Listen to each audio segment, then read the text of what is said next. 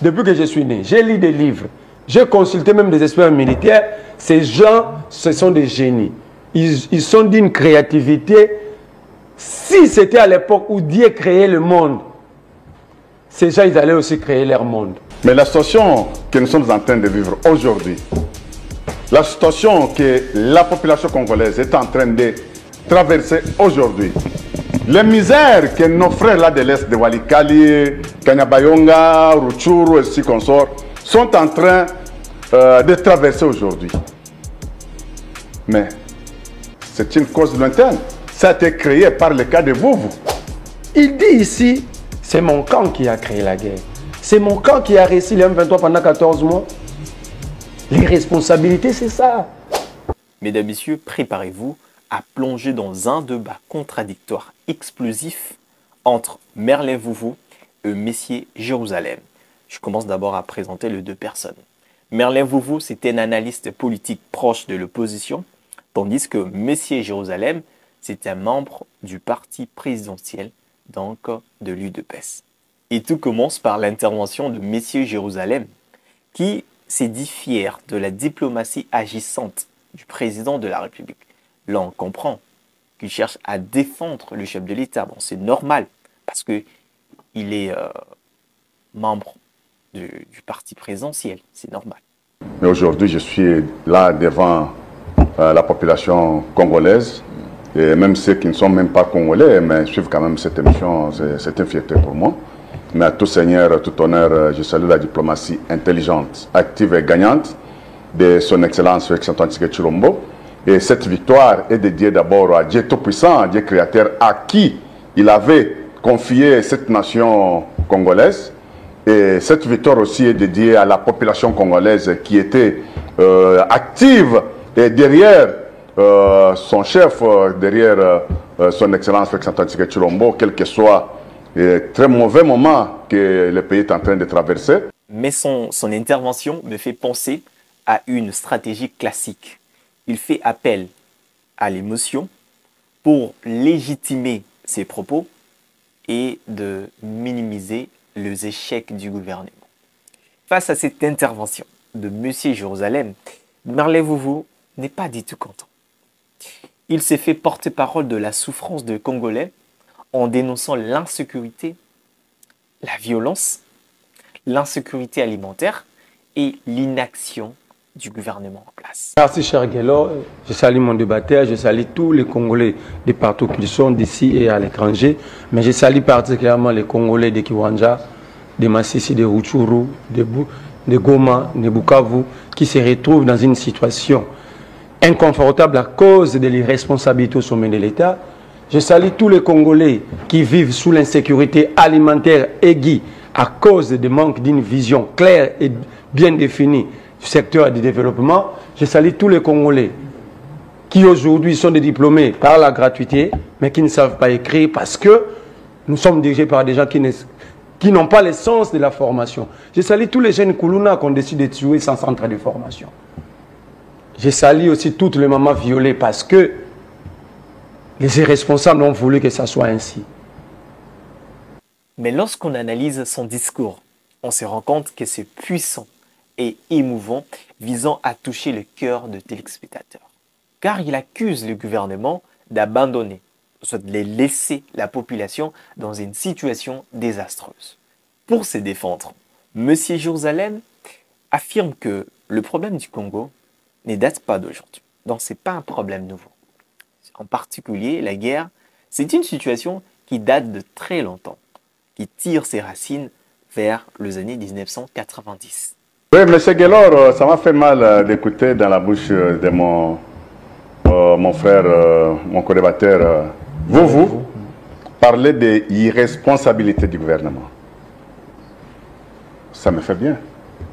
Mais la situation que nous sommes en train de vivre aujourd'hui, la situation que la population congolaise est en train de traverser aujourd'hui, les misères que nos frères là de l'Est, de Walikali, Kanyabayonga, Rutshuru et ainsi qu'on sort, sont en train de traverser aujourd'hui. Mais c'est une cause lointaine. Ça a été créé par le cas de Vuvu. Mais quand il dit qu'il est l'irresponsabilité, C'est comme si l'insécurité, la société de l'Est, a débuté aujourd'hui, soit pendant la gestion de son excellence, mais aussi longtemps que ce sont quand qui sont allés nous importer cette guerre.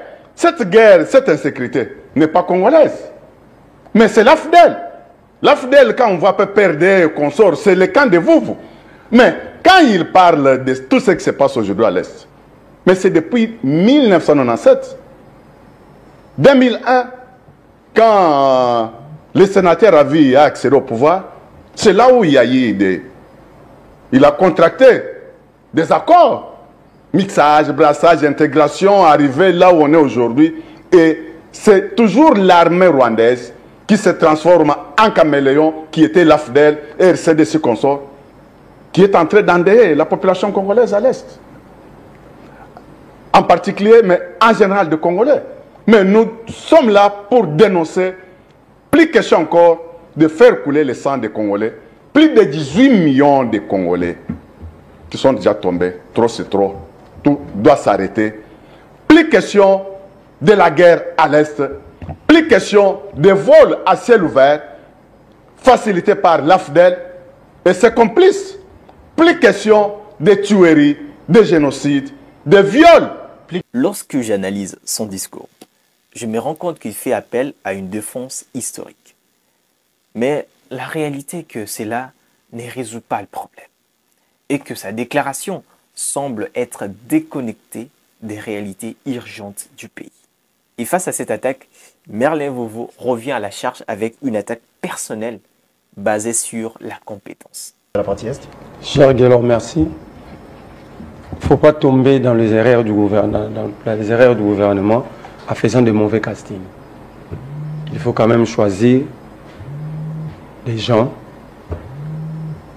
capables d'élever le niveau du débat, des gens, pas des terroristes intellectuels, des gens non décidés à détruire. Je vais vous citer deux grands penseurs, Machiavel et Nietzsche. Nietzsche dit, dans la vie, il ne faut jamais élever les faibles. Parce qu'ils n'ont aucun sens de l'histoire. Ils sont en conflit avec le présent. Ils n'ont pas de perspective. Lui, il est du pouvoir. Vous lui avez donné la parole. Il n'a pas projeté. Gouverner, c'est prévoir. Donc, il n'a pas de perspective. Le présent, il a du mal à rencontrer, à expliquer même le présent. Vous l'avez posé. Il a même du mal à maîtriser le présent. Il est en conflit avec l'histoire. Il parle de la création de l'AFDEL, mais en même temps, il cite Mosengo et la conférence nationale souveraine des Nonandé. Alors que l'AFDEL, historiquement, je vais vous donner des dates. C'est ça aussi le problème. Quand on vous donne ce que nous avons appris à l'école, nous avons dépensé de notre argent, mais vous n'écoutez pas, vous n'apprenez pas. Il faut que tu trouves le nom papier et stylo. Parce que l'histoire, c'est aussi des dates, c'est la chronologie. Je dois te donner des dates. S'il n'y a pas de papier, j'ai remis ça à ma dernière prise de parole, sinon tu vas le perdre encore. Guélor, il dit ici, c'est mon camp qui a créé la guerre. C'est mon camp qui a réussi les M23 pendant 14 mois. Les responsabilités, c'est ça. Machiavel dit, il ne faut pas être avec le faible. Parce que les faibles jettent leurs échecs aux autres. Vous ne lisez pas, c'est pourquoi vous faites la même chose. Nous ne sommes pas des faibles, c'est vous les faibles. Parce que vous êtes payés, incapable de faire votre travail, mais vos échecs, c'est sur nous. Il cite Mouzé. Si vous nous posez la question, il est plus âgé que moi. L'AFDEL a été créé quand? Cette guerre s'appelait comment avant que ce soit la révolution afdélienne? S'il vous donne des dates, moi je quitte ces plateaux. S'il donne des dates ici. Et dans son intervention, Merlin Vovo cherche à s'illustrer comme un acteur politique intellectuel et cultivé, cherchant à légitimer ses critiques face au pouvoir en place, bien sûr, et à dénoncer le manque de préparation du gouvernement actuel. Maintenant, parlons du gouvernement de l'Union nationale. Pour M. Jérusalem lui défend cette initiative comme un signe d'ouverture du chef de l'État. Mais Merlin Vouvou voit ça comme une tentative de museler le monde d'Union nationale, mais pensez-vous que ça va résoudre la situation de l'Est? Non, non, mais c'était une réclamation de longue date, de soi-disant nos frères de l'opposition, les faibles de l'opposition là. Bon, maintenant, quand aujourd'hui, vous continuez à qualifier si aujourd'hui, son Excellence Félix-Antoine Tshisekedi accepte, alors que vous avez lancé l'appel, accepte de répondre à leur appel, accepte de répondre à leurs demandes, accepte de répondre à leurs propositions. Mais je ne vois pas de mal. Mais c'est une personne intelligente, très sage, et il écoute à gauche, il écoute à droite. Il fait ce que l'opposition souhaitait, ce que l'opposition voulait. Mais je ne vois pas le problème où ça devient un sujet de tabou pour lesquels on peut toujours chercher à faire couler les salives. Je vous reviens, laissons le temps. Nous pensons que nous ne pouvons pas répondre à cette main tendue. Ah, pourquoi? Cette main tendue porte beaucoup de choses qu'il faut d'abord nettoyer la main. Genre? C'est-à-dire, pourquoi ils ont peur d'être en face de nous autour d'une table? Parce que nous ne pouvons pas venir comme des moutons. Faibles, sorciers, tout ça. C'est comme si nous, on était des moutons dans la ferme de Tshisekedi. Il se réveille bon matin, il y a 14 troupeaux. On doit s'asseoir. Tshisekedi, on s'assoit. La société civile, la classe politique, toutes les couches représentées à la République, on s'assoit, on se pose des questions. Pourquoi yo Kabila même dans AFC? Kabila a vendu AFC Tshisekedi depuis quand j'étais AFC. Donc un dialogue. Format tout le Luka. On pose aussi la question à Tshisekedi. Messieurs, vous avez réussi le M23. Ici à Kinshasa, vous étiez dit quoi? Pourquoi aujourd'hui, Bazonga Kuna?